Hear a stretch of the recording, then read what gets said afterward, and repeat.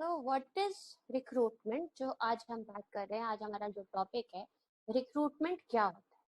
Recruitment एक process है। किस चीज का प्रोसेस है? Of inviting people to come and join the organisation. It is inviting or finding the best possible candidates to work in the organization.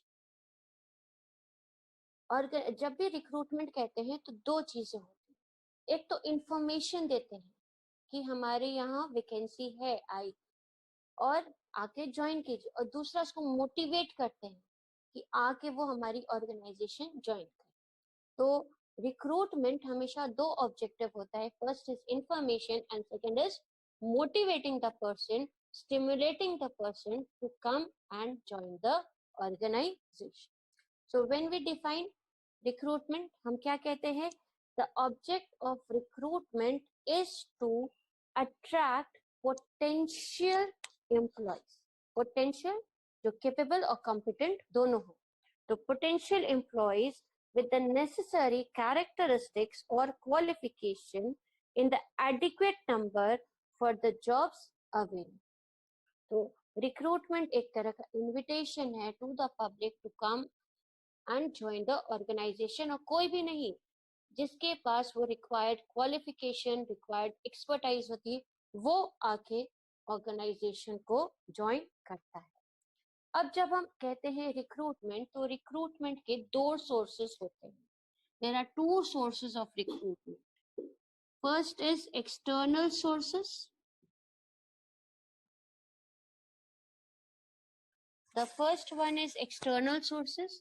The other one is internal sources. So these are basically two sources of recruitment, external और internal.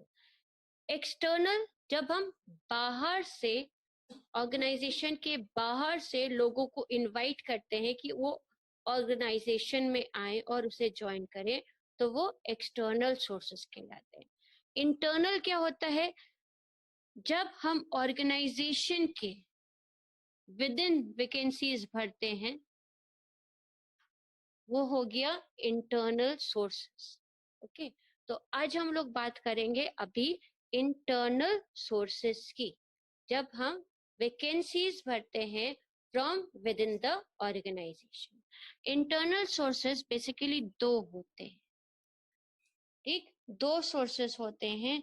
One is known as transfer, the other is known as promotion.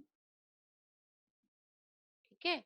One is known as the transfer, the other is known as the promotion. Transfer क्या होता है? इसको कहते हैं horizontal movement. It is known as horizontal movement. क्यों horizontal है? क्योंकि एक डिपार्टमेंट में जहां ओवर स्टाफिंग है, हमने दूसरे डिपार्टमेंट में from A to B transfer कर दिया। तो shift from one department to another is known as transfer. इसीलिए हॉरिजॉन्टल मूवमेंट है, क्योंकि नो चेंज इन पे, आपकी सैलरी चेंज नहीं होगी। नो चेंज इन स्टेटस, आपका रुतबा, आपका स्टेटस सेम रहेगा। And no change in responsibility, आपकी रिस्पॉन्सिबिलिटीज भी ज्यादा चेंज नहीं होंगी। So that is known as transfer. तो ट्रांसफर को हॉरिजॉन्टल मूवमेंट कहते हैं। ट्रांसफर्स अच्छा है क्योंकि वो मदद करता है ओवर स्टाफिंग को मेंटेन करने में। अगर ट्रांसफर पॉसिबल नहीं होती तो ओवर स्टाफिंग वाले लोगों को नौकरी से निकालना पड़ जाता। तो ये मदद करता है कि उनको टर्मिनेट मत करिए, नौकरी से मत निकालिए, बस क्या कीजिए, एक डिपार्टमेंट से जहां ओवर स्टाफ है तो दूसरा डिपार्टमेंट जहां पे अंडर स्टाफ है वहां पे शिफ्ट कर दीजिए। ट्रांसफर एक बहुत अच्छा सोर्स है। It is a good source of training. अगर किसी को काम नहीं आता तो उसको उस डिपार्टमेंट में डाल दीजिए ताकि देख देख के काम सीख जाए. So it is a very good source of training as well. तो ट्रांसफर के बारे में ये सारी चीजें याद रखेंगे. It is a horizontal movement.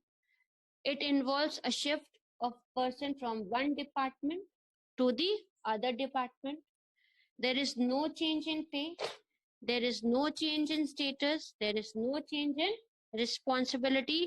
And it is a good source of training.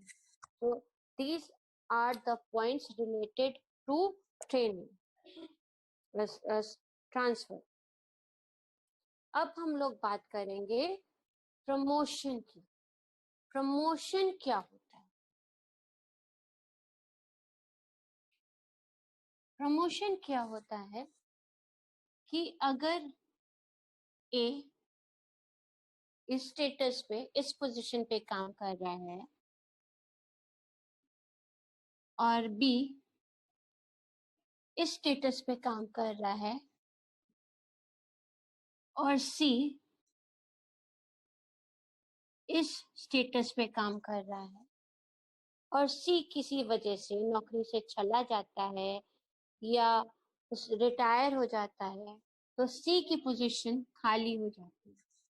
सी की पोजीशन खाली होने की वजह से क्या किया जाता है कि बी को शिफ्ट कर दिया जाता है to the position of C. तो ये जो शिफ्टिंग है from one position to a higher position, इसको कहा जाता है promotion. That is, what is promotion? It is vertical movement.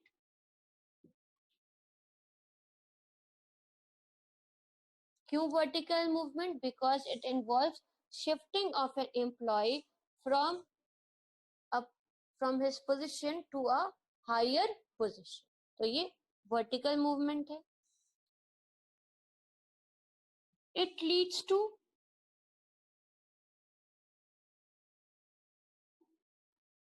higher salary.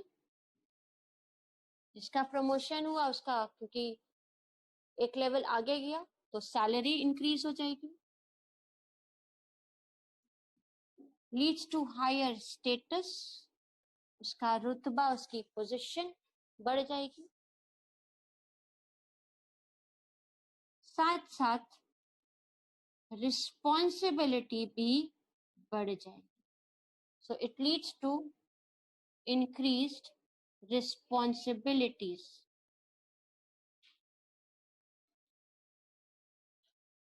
Okay, so it leads to increased responsibilities also. Plus promotion एक बहुत बड़ा source है motivation. So it is a very good source of motivation. किसका motivation?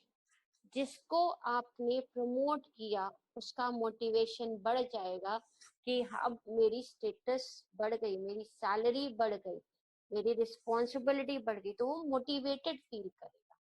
साथ साथ जो उसके साथ वर्क कर रहे थे कोलीग्स, उनको लगेगा कि बी का प्रमोशन हुआ क्योंकि वो हार्ड वर्किंग था, हमें भी उसी तरह हार्ड वर्किंग होना चाहिए ताकि अगली बार जब भी प्रमोशन हो तो हमें कंसिडर किया जाए. So it in this way promotion is a very good source of motivation for the employees. और मोटिवेशन जब होता है तो जिसका भी आपने प्रमोशन किया उसकी लॉयल्टी बढ़ जाती है, उसकी वफादारी for the organisation increases. So it leads to more loyalty towards the organization.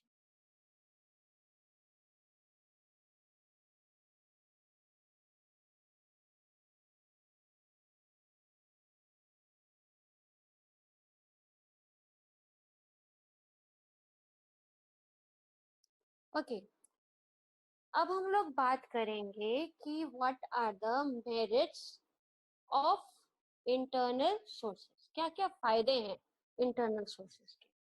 तो एम्प्लॉइज मोटिवेटेड फील करते हैं, उनको लगता है मुझे चुना, मुझे आगे बढ़ाया, तो उनकी लॉयल्टी, उनका कमिटमेंट टुवर्ड्स द ऑर्गेनाइजेशन बढ़ जाता है। साथ साथ उनके कोलीग्स को लगता है इसको चांस मिला, अगर हम भी इसी तरह हार्ड वर्क करेंगे तो अगला चांस हमें भी मिलेगा। So they feel motivated, they become more committed towards their work and they become more loyal to the organisation, और खुश रहते हैं कि यहाँ तो आगे बढ़ने का मौका मिलता है। सो दे रिमेन सेटिस्फाइड ऑल्सो, और इसीलिए ऑर्गेनाइजेशन छोड़ के जाना नहीं चाहते। सेकंड इज सिंपल सोर्स है। सिंपल सोर्स है क्योंकि जैसे ही वैकेंसी आई, जैसे ही वैकेंसी क्रिएट हुई, या तो ट्रांसफर कर दिया या प्रमोशन, दो ही काम हो सकते हैं। तो it is a simple source of recruitment. Then third is helps and training. Training कैसे? तो भाई जिसको काम नहीं आता उस डिपार्टमेंट में डाल दो, देख देख के सीख सीख के काम सीख जाएगा। तो it is a good source of training, specially जो ट्रांसफर है, that is a very good source of training.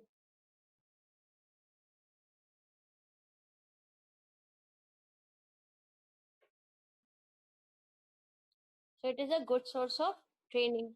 उसके बाद आता है helps to control over staffing and, अगर ट्रांसफर का चक्कर नहीं होता, अगर ट्रांसफर नहीं हो पा रहा होता तो क्या कर सकते थे? तो आपको नौकरी से निकालना पड़ता कि भाई डिपार्टमेंट में बहुत से लोग हो गए, ओवर स्टाफिंग हो गई, चलो अब आधों को हटा दो।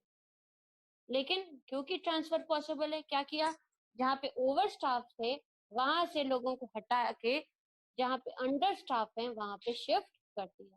तो लोगों को नौकरी से निकालना बच जाता है, और ओवर स्टाफिंग और अंडर स्टाफिंग यानी ओवर मैनिंग और अंडर मैनिंग जैसी सिचुएशन सॉल्व हो जाती है। देन सस्ता सोर्स है, चीप सोर्स है, आपको पेपर में एडवर्टाइजमेंट नहीं निकालना पड़ता, आपको सिलेक्शन काउंसिल नहीं बनाना पड़ता, आप उन लोगों को अच्छे से जानते हैं, उनको अलग से ट्रेनिंग देने की जरूरत नहीं है, ओरिएंटेशन कराने की जरूरत नहीं है, वो समझे बूझे लोग हैं आपके। So it is a cheap source. तो ये सारे हैं merits of internal sources of recruit. अब हम लोग बात करते हैं एक्सटर्नल सोर्सेस ऑफ, तो व्हाट आर द डीमेरिट्स? तो डीमेरिट्स क्या है? सबसे पहले there is a danger of inbreeding. Inbreeding मतलब क्या, कि नया फ्रेश टैलेंट आपकी ऑर्गेनाइजेशन में नहीं आएगा, नए लोग जो नई नई चीजें ला सकते हैं वो आपकी ऑर्गेनाइजेशन में नहीं आएंगे। So there is a danger of inbreeding. Second is employees become lethargic, उनको लगता है कि काम करने से क्या फायदा, टाइम कंप्लीट होगा प्रमोशन अपने आप हो जाएगा, टाइम कंप्लीट होगा ट्रांसफर अपने आप हो जाएगा, मेहनत करने की ज्यादा जरूरत क्यों है? इसीलिए आपने कई जगह पढ़ा होगा कि कई ऑर्गेनाइजेशन में लोग बाबूजी बन के बैठे रहते हैं, कुछ करना नहीं चाहते, और टाइम कंप्लीट होने के बाद अपने आप उनका प्रमोशन हो जाता है। इसलिए कंपटीशन नाम की कोई चीज नहीं, तो उनको कोई डर नहीं होता कोई उनको हटा सकेगा, और वो आराम से अपनी गद्दी संभाले रहते हैं। तो दे बिकम लिथार्जिक। जितनी भी वैकेंसीज हैं, टोटल वैकेंसीज आपके इंटरनल सोर्सेज से भरी नहीं जा सकती, कहीं ना कहीं से आपको बाहर का लोगों को लाना पड़ेगा। So all vacancies can not be filled with the internal sources of recruit. फिर आता है द स्पिरिट ऑफ कंपटीशन, खत्म हो जाती है। क्यों? भाई चाचा भतीजावाद हो जाता है, जिसको हम नेपोटिज्म कहते हैं, कि जो फेवरेट होता है उसको आगे बढ़ा दिया और जो बहुत हार्ड वर्क कर रहा है उसको छोड़ दिया। तो कई ऑर्गेनाइजेशंस में इसकी भी प्रॉब्लम हो जाती है। तो spirit of competition is hampered, क्योंकि जो बैक बाइटिंग करते हैं, चापलूसी करते हैं, बटरिंग करते हैं, उनको मौके मिल जाते आगे बढ़ने के, तो जो बेचारे हार्ड वर्किंग बंदे हैं उनको किसी न किसी तरह का डिस्क्रिमिनेशन फेस करने की वजह से वो नीचे रह जाते हैं। देन इज फ्रीक्वेंट ट्रांसफर्स जो होते हैं, जैसे आपने सुना होगा कि बैंक्स में हर 3 साल में ट्रांसफर होता है। तो जब ट्रांसफर होता है तो प्रोडक्टिविटी कम हो जाती है, क्योंकि जब ट्रांसफर होता है तो वो नई जगह जाता है और जितना एफिशिएंटली पुरानी जगह वर्क कर रहा था उतना ही एफिशिएंटली नई जगह काम नहीं कर पाता। प्लस उसकी फैमिली से रिलेटेड भी प्रॉब्लम्स आ जाती हैं, बच्चों को नए स्कूल ढूंढना पड़ता है, गार्जियंस को नई जगह एडजस्टमेंट कराना पड़ता है, नए माहौल में एडजस्ट करना पड़ता है, तो उसकी वजह से उसकी प्रोडक्टिविटी रिड्यूस होती है। So these frequent transfers they reduce the productivity of the employees. So these are the demerits of internal sources of recruitment.